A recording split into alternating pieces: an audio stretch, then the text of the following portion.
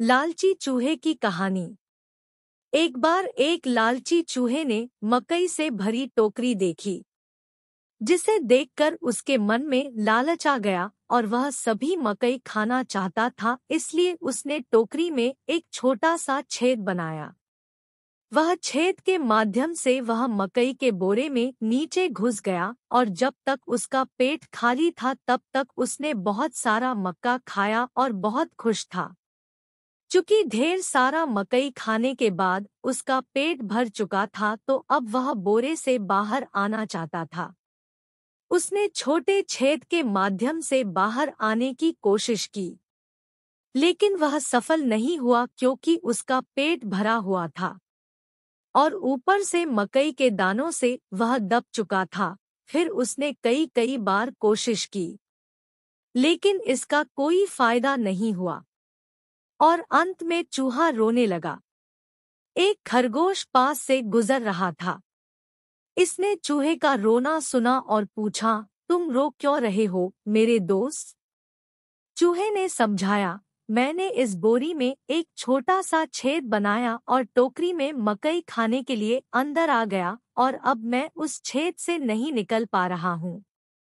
तब खरगोश ने कहा, यह इसलिए है क्योंकि तुमने बहुत खाया। अपने पेट के सिकुड़ने तक प्रतीक्षा करें। खरगोश हंसा और चला गया। चूहा टोकरी में सो गया। अगली सुबह उसका पेट सिकुड़ गया था, लेकिन उसे फिर से भूख लग गई थी। फिर वह कुछ और मकई खाना चाहता था। भूख के मारे वह टोकरी से बाहर निकलने के बारे में सब भूल गया। इसलिए उसने मक्का खाया और उसका पेट फिर से बड़ा हो गया। भरपेट खाने के बाद चूहे को याद आया कि उसे बचना है, जिसके लिए उसे बोरे से बाहर निकलना है। लेकिन पेट फूल जाने से फिर से वह बाहर नहीं जा सकता था। तो उसने सोचा, ओ, अब मैं कल बाहर जाऊंगा। फिर कुछ समय बाद वहां से एक बिल्ली गुजरी, जिसे चूहे की सुगंध से वही रुक गई और चूहे को मौका देखकर मार डाला और फिर वही उस चूहे को खा लिया। और इस प्रकार अत्यधिक लालच के चलते चूहा उस बोरे से बाहर भी नहीं निकल पाया और अपना जान भी गंवा दिया।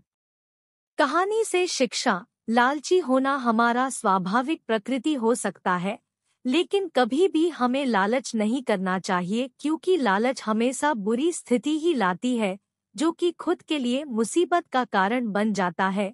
इसलिए जैसा कि कहा भी गया है, लालच करना पाप है। इसलिए इस कहानी से हमें यही शिक्षा मिलती है कि कभी भी लालच नहीं करना चाहिए। तो आप सभी इस कहानी को पढ़ने के बाद सीख जरूर मिली होगी। तो आपको यह कहानी कैसा लगा कमेंट में जरूर बताएं और ऐसी नई नई कहानी को सुनने के लिए चैनल को सब्सक्राइब जरूर करें।